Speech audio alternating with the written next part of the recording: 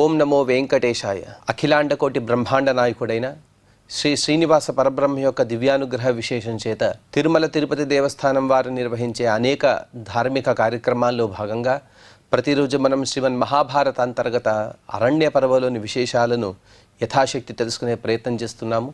ఈనాటి ప్రవచన కార్యక్రమాన్ని మంగళ పద్యాన్ని పలుకుతూ ప్రారంభించుకుందాం. నారాయణం నమస్కృత్య నరం చైవ నరోత్తమం దేవీం సరస్వతీం వ్యాసం తతో జయముదీరయేత్. శ్రీ గురుభ్యో నమః. హరి ఓం.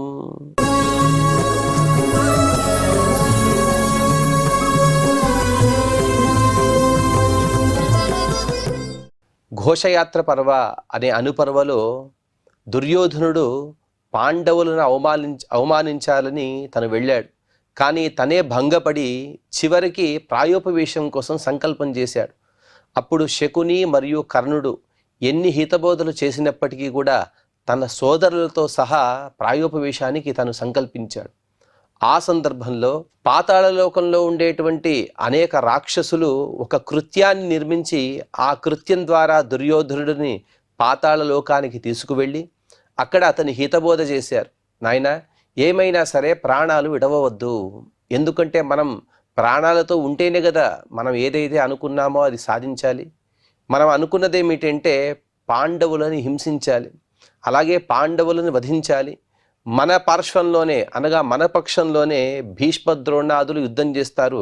అలాగే నరకాసురుని యొక్క ఆత్మ అది కూడా కర్ణుని యందు ప్రవేశించి అతడు కూడా నీకు సహాయపడతాడు. కాబట్టి ఈ విధంగా అనేక ధైర్యాన్ని వనగూర్చేటువంటి మాటలను అతనికి చెప్పారు. ఆ మాటలన్నీ కూడా విన్నటువంటి దుర్యోధనుడు పునః భూలోకానికి తిరిగి వచ్చాడు. తిరిగి వచ్చిన తర్వాత గతాయామథ తస్యాంతు రాజా దుర్యోధనస్తదా స్వప్నభూతమిదం సర్వం అచింతయత భారత. ఓ జనమేజయ చక్రవర్తి, ఆ విధంగా దుర్యోధనుడు రసాతలం నుండి ఎప్పుడైతే పైకి వచ్చాడో అంతా కూడా స్వప్న సదృశంగా మారిపోయింది అతనికి. ఎందుకంటే భూలోకం ఎక్కడ, కానీ రసాతలం ఎక్కడ? అక్కడ ఉన్నటువంటి రాక్షసులు, వారు పలికినటువంటి మాటలు, వారు ఇచ్చినటువంటి ధైర్యం అంతా కూడా అతనికి స్వప్నప్రాయంగా అనిపిస్తూ ఉన్నది. సంమృశ్యతాని వాక్యాని దానవోక్తాని దుర్మతి విజయిష్యామి రణే పాండూన్ ఇది చాస్యా భవన్మతి. వారు చెప్పినటువంటి మాటలన్నీ కూడా మరొకసారి తను గుర్తుకు చేసుకున్నాడు. గుర్తుకు తెచ్చుకున్న తర్వాత కాస్త ఊరట చెందాడు. ఊరట చెంది ఇక ఎలాగైనా సరే పాండవులతో నేను యుద్ధం అనేది వస్తే వారిపైన ఖచ్చితంగా విజయాన్ని పొందుతాను. ఎందుకంటే ఇతపూర్వం రాక్షసాదులు చెప్పిన విధంగా గొప్ప సైన్యంతో సహా రాక్షసులందరూ కూడా నా పక్షానే ఉన్నారు. అలాగే నరకాసురుని ఆత్మ అయినటువంటి కర్ణుడు, అతను కూడా నా పక్షంలో ఉన్నాడు. కర్ణుడు ఒక్కడుంటే చాలు సమస్త పాండవులను కూడా హతమారుస్తాడు అనే ధైర్యంతో వారిపైన విజయం తనకు కలుగుతుందనే విశ్వాసాన్ని తెచ్చుకున్నాడు. కర్ణం సంశంతకాంశ్చైవ పార్థస్యా మిత్రఘాతినః అమన్యత వధేయుక్తాన్ సమర్థాంశ్చ సుయోధనః. ఆ దుర్యోధనుడు మరొకసారి ఆ రాక్షసులు చెప్పినటువంటి మాటలన్నీ కూడా గుర్తుకు తెచ్చుకుంటూ రాక్షసులు చెప్పిన దాన్ని విశ్వసించి అరిమర్దనుడైనటువంటి అర్జున్ని సంహరించడానికి కర్ణుడు, ఇంకా మిగతా ధర్మరాజు, భీముడు, నకులుడు, సహదేవుడు, అలాగే ఇంకా పాండవ పక్షంలో ఎవరైనా వచ్చినా కూడా వారిని సంహరించడానికి సంక్షప్తక గణం అనేది ఉన్నది కదా అనే ధైర్యంతో తను విశ్వాసపూర్వకంగా అక్కడ ఆలోచిస్తూ ఉన్నాడు. ఏవమాశాధుడా తస్య ధార్తరాష్ట్రస్య దుర్మతేః వినిర్జయే పాండవానాం అభవద్ భరతర్షభ. ఈ విధంగా ఆ దుర్బుద్ధి కలిగినటువంటి దుర్యోధనుడు మనస్సులో పాండవులపైన ఏ విధంగా అయినా సరే నేను గెలుపును పొందుతాను కదా, అటువంటి సందర్భంలో నేను ఇక ప్రాయోపవేశానికి కూర్చునే అవసరం లేదు కదా అనే ఒక ధీమాన్ని వ్యక్తం చేస్తున్నాడు. కర్ణోప్యావిష్ట చిత్తాత్మ నరకస్యాంతరాత్మన అర్జునస్య వధే క్రూరాం కరోతి స్మ తదామతిం.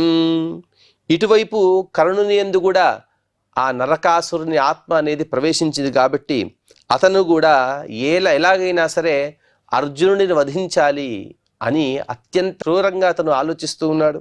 సంక్షప్త కాశ్చ తే వీరాః రాక్షసావిష్టచేతసః రజస్తమోభ్యామాక్రాంతాః ఫాల్గునస్య వధైషిణః.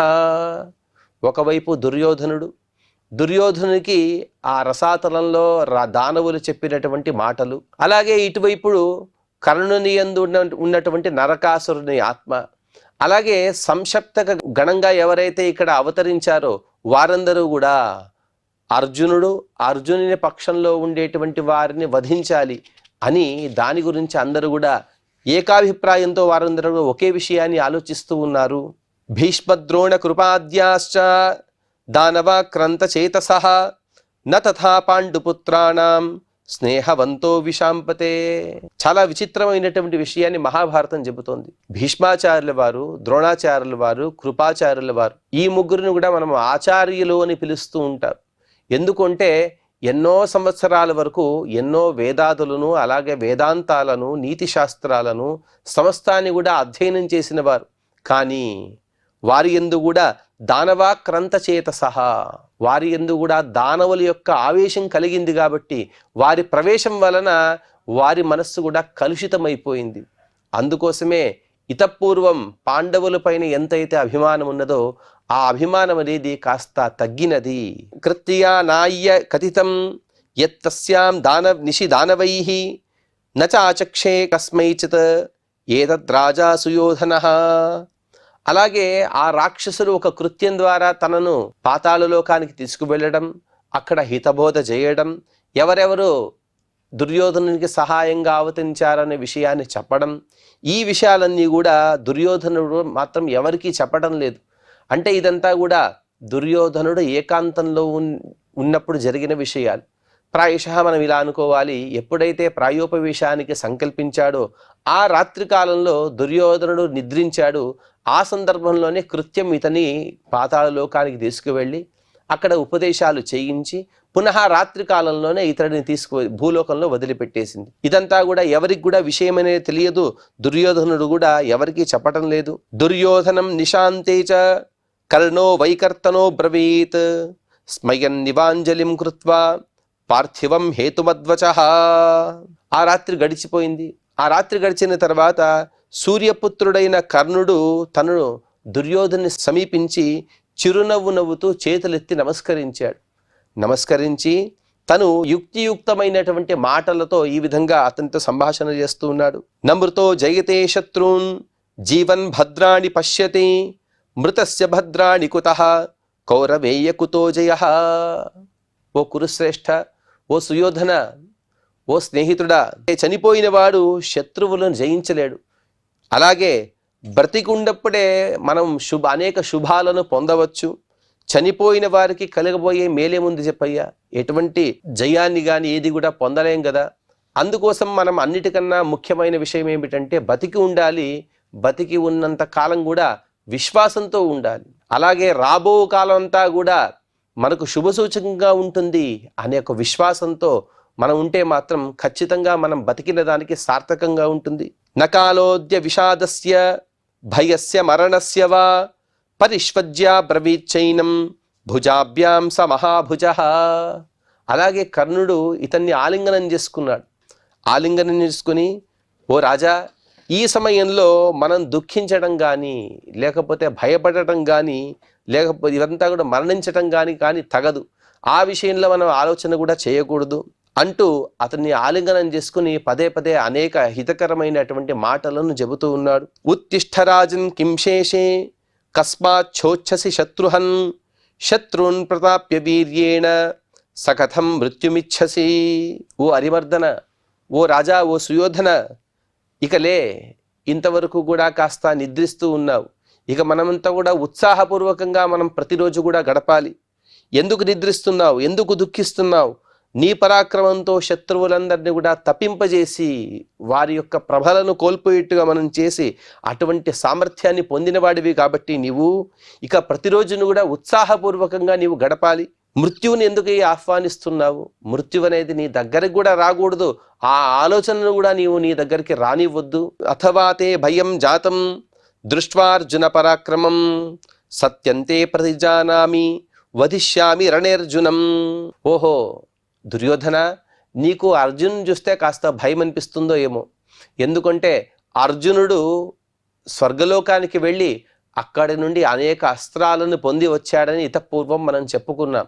ఆ విషయం కూడా దుర్యోధనునికి తెలుసు, కర్ణునికి కూడా తెలుసు. అటువంటి అర్జునుని చూసి భయపడుతున్నావా? అర్జునుని విషయంలో నీకు భయం అనేది అవసరం లేదు. ఎందుకంటే ఇదిగో నేనే నీ ముందు ప్రతిజ్ఞ చేస్తున్నాను విను. అర్జునుడిని ఖచ్చితంగా నేనే సంహరిస్తాను. అర్జునుడిని నా దగ్గరికి వదిలి. అటువంటి అర్జునుని భయం లేదు కాబట్టి నీవు నిశ్చింతంగా కాలాన్ని గడుపు. గతే త్రయోదశే వర్షే సత్యేనాయుధమాలభే ఆనయిష్యామ్యహం పార్థాన్ వశం తవ జనాధిప. అలాగే ఇప్పుడు అరణ్యవాసం యొక్క 12 సంవత్సరాలు, అజ్ఞాతవాసం యొక్క 1 సంవత్సరం, అనగా మొత్తం కలిపి 13 సంవత్సరాలు. ఈ 3 సంవత్సరాలు గడిచిన తర్వాత ఖచ్చితంగా కూడా మనకు పాండవులకు యుద్ధం అనేది సంభవిస్తుంది. ఆ యుద్ధంలో పాండవులందరూ కూడా ఓడిపోతారు. ఓడిపోతే అందులో పాండవులకి 2 పక్షాలు. ఒక పక్షంలో వారు మరణించాలి, లేకపోతే యుద్ధంలో ఓడిపోయి వారందరూ కూడా నీ వశవర్తులుగా ఉండాలి. ఈ 2 తప్ప ఇంకొకటి లేదు. అందుకోసం అర్జునుని విషయంలోనైనా పాండవుల విషయంలోనైనా నీకు భయం అనేది అవసరం లేదు. ఏవముక్తుస్తు కర్ణేన దైత్యానాం వచనాత్ తథా ప్రణిపాతేన చాప్యేషాం ఉత తిష్ఠత్ సుయోధనః. కర్ణుడు ఆ విధంగా చెప్పిన అంతా కూడా చూసిన తర్వాత ఇక దుశ్శాసనాదులు కూడా వచ్చారు. వారందరూ కూడా ఆ దుర్యోధనునికి నమస్కరించి వారందరూ కూడా బతిమాలుతున్నారు. అన్నయ్య, ఇక ప్రాయోపవేశాన్ని చాలించు, ప్రాయోపవేశం అనేది మనకు అవసరం లేదని. కానీ రాత్రి జరిగిన వృత్తాంతం కర్ణునికి కానీ లేకపోతే దుశ్శాసనాదులకు కానీ తెలియదు. వారందరూ కూడా ఒకే ఉద్దేశంతో జన్మించిన వారే. సంక్షప్తక గణమే ఇక్కడ కౌరవులుగా పుట్టినవారు. అలాగే నరకుని యొక్క ఆత్మ కర్ణుడు, అలాగే వారికి రాజుగా పుట్టినవాడే దుర్యోధనుడు. కానీ ఒక్కరు కూడా ఆ విషయాన్ని బయట పెట్టక వారందరూ కూడా ఈ విధంగా మాట్లాడుకుంటూ ఉన్నారు. రాక్షసుల మాటను గుర్తు తెచ్చుకున్నాడు దుర్యోధనుడు. మనస్సులో తను సంతోషిస్తూ ఆ దుర్యోధనుడు కూడా తను ఈ దర్భాసనాన్ని ఇంతకుముందు పరుచుకున్నాడు ప్రాయోపవేశం యొక్క సంకల్పం కోసం. ఆ దర్భాసనం నుండి పైకి లేచి నిలబడ్డాడు. దైత్యానాం తద్వచ శ్రుత్వా హృది కృత్వా స్థిరామ్మతిం తతో మనుజ శార్దూలో యోజయామాసవాహినీం. ఇక దైత్యుల యొక్క మాటని మరొకసారి తను గుర్తుకు తెచ్చుకున్నాడు. ఆ దైత్యులకు అంశతో పుట్టినటువంటి దుశ్శాసనాదులను కూడా తను ఎదురుగా చూస్తున్నాడు. వారి మాటలు కూడా తను గుర్తుకు తెచ్చుకుని ఇక స్థిరమైనటువంటి మతిని పొందాడు. తను ఇక ప్రాయోపవేశాన్ని చాలించి తన సైన్యం ఏదైతే ఉందో దాన్ని సన్నద్ధమవడానికి ఆజ్ఞాపించాడు. రథనాగాశ్వ కలిలాం పదాతి జన సంకులాం గంగౌగ ప్రతిమారాజన్ సాప్రయాతా మహాచమూహు. జనమేజయ చక్రవర్తికి వైశంపాయన మహర్షి గారు చెబుతున్నారు, జనమేజయ, ఆ వారి సైన్యం ఎటువంటిదంటే రథాలు ఉన్నాయి, అనేక గుర్రాలు ఉన్నాయి, అనేక ఏనుగులు ఉన్నాయి, పదాతి దళం ఉన్నది. వారందరూ కూడా అలా వెళుతుంటే ఒక గంగా ప్రవాహం ఇక్కడ ప్రవహిస్తుందా అన్నంతగా పెద్ద పెద్ద ఘోషాలు చేస్తూ శబ్దాలు చేస్తూ వారందరూ కూడా అలా వేగంగా వెళుతూ ఉన్నారు. శ్వేతఛత్రే పతాకాభిః చామరైశ్చ సుపాండురైః రథైర్నాగై పదాతైశ్చ శుశుభేతీవ సంకులా వ్యపేతాభ్రగనే కాలే ద్యౌరివా వ్యక్త శారదీ. తెల్లటి గొడుగులు, తెల్లటి ఛత్రాలు అక్కడ అందరు కూడా ధరించారు. పతాకాలు ఉన్నాయి, చామరాలు, తెల్లటి వస్తు విశేషాలు, రథాలు, ఏనుగులు, పదాతి దళము. ఈ విధంగా వారందరూ కూడా బయలుదేరుతుంటే గంభీరమైనటువంటి మేఘాలు గర్జిస్తే ఏ విధమైనటువంటి శబ్దాలకు వినబడుతుంటాయో అటువంటి శరత్కాలంలోని మేఘాల వలె అదంతా కూడా శబ్దం చేస్తూ గొప్ప సౌందర్యాన్ని పొంది ఆ మహాసైన్యం కదులుతూ ఉన్నది. జయాశీర్భిర్ద్విజేంద్రైః సహ స్తూయమానోధిరాజవత్ గృహ్ణన్నంజలిమాలాశ్చ ధార్తరాష్ట్రో జనాధిపః సుయోధనో యయావగ్నే శ్రియా పరమయా జ్వలన్. అనేక బ్రాహ్మణోత్తములు ఉన్నారు. వారందరూ కూడా వేదాలను ఉచ్చరిస్తూ ఉన్నారు. వేదోచ్చారణతో పాటు దుర్యోధనుని ఆశీర్వదిస్తూ ఉన్నారు. అలాగే ఆ దారిలో వెళ్ళే సందర్భంలో మంగళాశీర్వచనాలు వీరు ఇస్తున్నారు. అలాగే ఆ దారిలో ఎవరైతే కనబడితే వారు కూడా ఆశీర్వదిస్తున్నారు. అనేక మాలలు కూడా అతనికి ఇస్తున్నారు. పరమాత్మ యొక్క నిర్మాల్యం అయి ఉండొచ్చు, లేకపోతే చక్కగా అప్పుడే కట్టినటువంటి పూలు, ఆ కట్టిన పూలను కూడా తను వారి ద్వారా స్వీకరిస్తూ ఆ ధృతరాష్ట్రుని కుమారుడైన దుర్యోధనుడు తను బయలుదేరుతున్నాడు. అందులోను కూడా సైన్యానికి ముందు భాగంలో దుర్యోధనుడే ఉన్నాడు. కర్ణేన సార్థం రాజేంద్ర సౌబలేన చ దేవినా దుశ్శాసనాదయశ్చాస్య భ్రాతరః సర్వ ఏవ తే భూరిశ్రవా సోమదత్తో మహారాజశ్చ బాహ్లికః. ఆ రాజేంద్రుడైనటువంటి దుర్యోధనుడు, కర్ణుడు, ద్యూతకళాకుశలుడైనటువంటి శకుని, దుశ్శాసనాది సమస్త సోదరులు, భూరిశ్రవుడు, సోమదత్తుడు, బాహ్లీక మహారాజు ఇత్యాదులతో సహా తను బయలుదేరాడు. రథైర్నానావిధాకారై హయైర్గజవరైస్తథా పర్యాంతం నృపసింహం తం అనుజగ్ముః కురుద్వహాః కాలేనాల్పేన రాజేంద్ర స్వపురం వివిశుస్తదా. అనేక విధాలైనటువంటి రథాలు, వాటిని అధిరోహించి అనేక రథికులు కూడా ఉన్నారు. అనేక గుర్రాలున్నాయి, శ్రేష్టమైనటువంటి ఏనుగులున్నాయి. వారందరూ కూడా కలిసి బయలుదేరుతుంటే అందులోనూ కూడా ఆ సైన్యానికి ముందుగా దుర్యోధనుడే వస్తుంటే దుర్యోధనుడు ఒక శ్రేష్టమైనటువంటి సింహంలాగా కనబడుతూ ఉన్నాడు. ఈ విధంగా వారందరూ కూడా బయలుదేరి శీఘ్రంగా తమ హస్తినావతి పట్టణాన్ని చేరుకున్నారు అని చెబుతూ ఇక్కడికి 252వ అధ్యాయాన్ని పూర్తి చేసుకుని ఇక 253వ అధ్యాయంలో జన్మేజయుడు తన విధంగా ప్రశ్నిస్తూ ఉన్నాడు. జన్మేజయువాచ వసమానేషు పార్థేషు వనే తస్మిన్ మహాత్మసు ధార్తరాష్ట్రామహేశ్వాసాః కిమకుర్వత సత్తమాః. ఓ వైశంపాయన మహర్షి, ఇటువైపు మా తండ్రులైనటువంటి పాండవులందరూ కూడా వనవాసంలో ఉన్నారు. అదే సందర్భంలో వారిని చూసినటువంటి ధృతరాష్ట్రుని కుమారుడైనటువంటి ఈ దుర్యోధనాథనుడు కూడా హస్తినావతి పట్టణాన్ని ఎలా ప్రవేశించారు, ప్రవేశించిన తర్వాత ఏం చేశారు అనే విషయాన్ని తెలియపరచండి. కర్ణో వైకర్తనశ్చైవ శకునిశ్చ మహాబలః భీష్మద్రోణ కృపాశ్చైవ తన్మే శంసితుమర్హసి. సూర్యపుత్రుడైన కర్ణుడు, మహాబలశాలి అయినటువంటి శకుని, భీష్మాచార్యుల వారు, ద్రోణాచార్యుల వారు, కృపాచార్యుల వారు మొదలైన కౌరవోత్తములందరూ కూడా కలిసి ఏం చేశారు ఆ విషయమంతా కూడా తెలియజేయండి. అనగా వీరిని ఏ విధంగా వారు స్వీకరించారు. వీరందరూ కూడా తిరిగి ఘోషయాత్ర కోసం వెళ్ళారు, కానీ అపజయాన్ని మూటగట్టుకుని వచ్చారు. వీరిద్దరి మధ్య ఏ విధమైనటువంటి సంభాషణ జరిగింది, ఘోషయాత్రకు వెళ్ళిన వారికి అలాగే ఘోషయాత్రకు వెళ్లకుండా హస్తినాపురంలో ఉండే వారికి ఎటువంటి సంవాదం జరిగింది అని ప్రశ్నించగా అందుకు వైశంపాయన మహర్షి గారు సమాధానమిస్తూ వైశంపాయనువాచ ఏవం గతేషు పార్థేషు విసృష్టే చ సుయోధనే ఆగతే హస్తినపురం మోక్షితే పాండునందనైః భీష్మో బ్రవీన్ మహారాజ ధార్తరాష్ట్రమిదం వచః. పాండవుల ద్వారా విడుదల పొంది తదుపరి దుర్యోధనుడు కూడా వీడుకోలు పొంది హస్తినాపట్టణాన్ని చేరుకున్నాడు. తదుపరి భీష్మాచార్యుల వారు దుర్యోధనునితో ఈ విధంగా మాట్లాడుతూ ఉన్నారు. ఉక్తతాతం యథాపూర్వం గచ్చతస్తే తపోవనం గమనం మేన రుచితం తవ తత్ర కృతం చదే. నాయనా దుర్యోధన, నీకు ఇంతకుముందే చెప్పాను, ఘోషయాత్రకు వెళ్ళవద్దయ్యా అని చెప్పాను. నీవెందుకు వెళుతున్నావో నీకు తెలుసు, నాకు తెలుసు. అటువంటి సంకల్పం కూడా అనుచితమని నీకు హితబోధ చేశాను. నీవు అక్కడికి వెళ్ళడం నాకు ఇష్టం లేదు. అందులోనూ కూడా ఇంత పెద్ద సైన్యము, నీ అన్నదమ్ములు కర్ణుడు, శకుని మీరందరూ కూడా కలిసి వెళ్ళారు. కానీ మీరు అక్కడికి వెళ్ళి ఏ పని అయితే చేశారో అది మాత్రం నాకు నచ్చలేదు.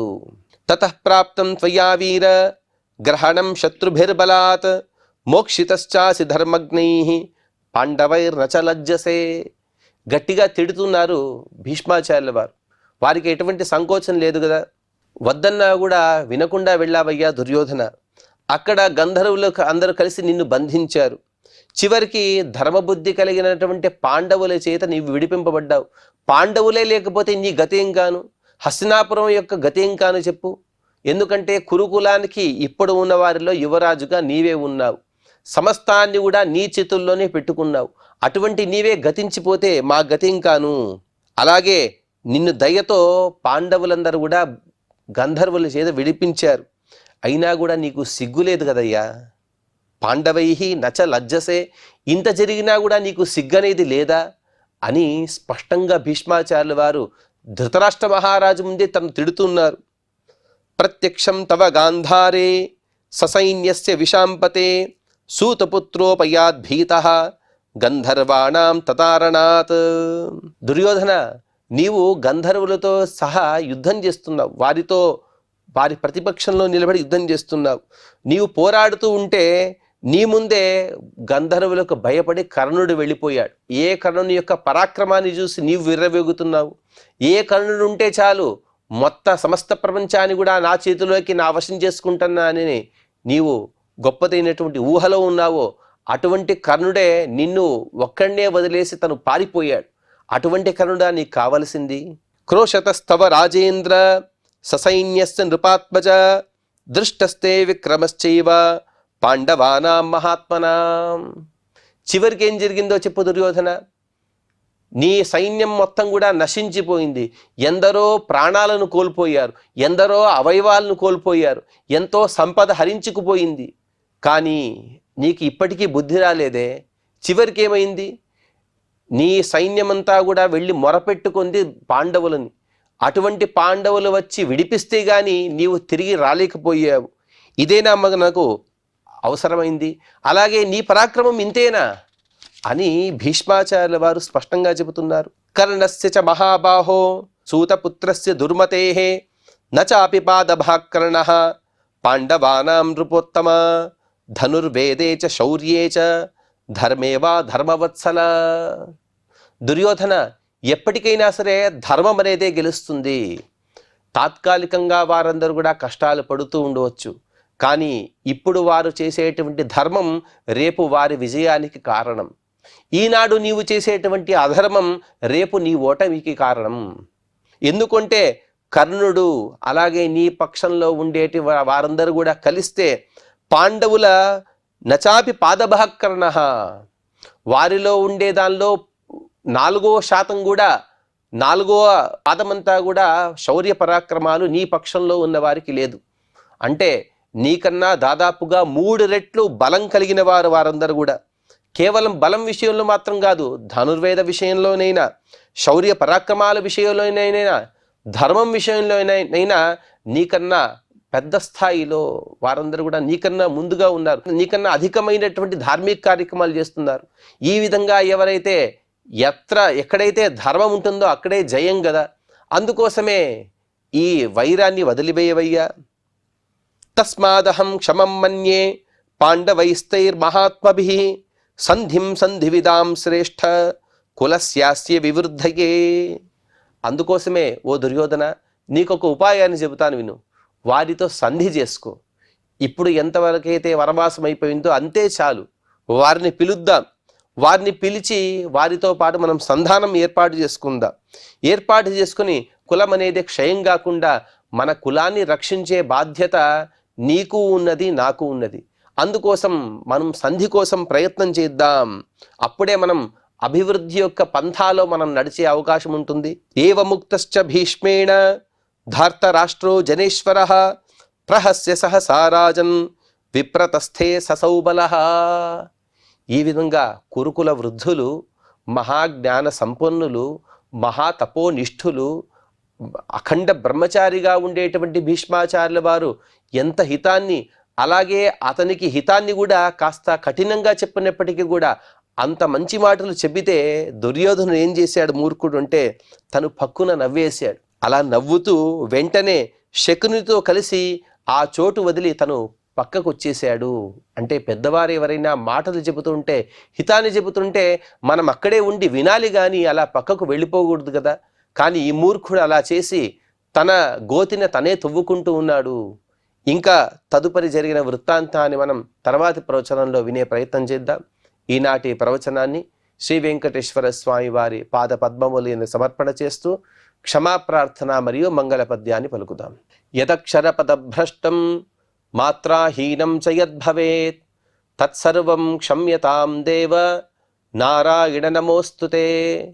శ్రియః కాంతాయ కళ్యాణ నిధయే నిధయేర్థినాం శ్రీ వెంకట నివాసాయ శ్రీనివాసాయ మంగళం.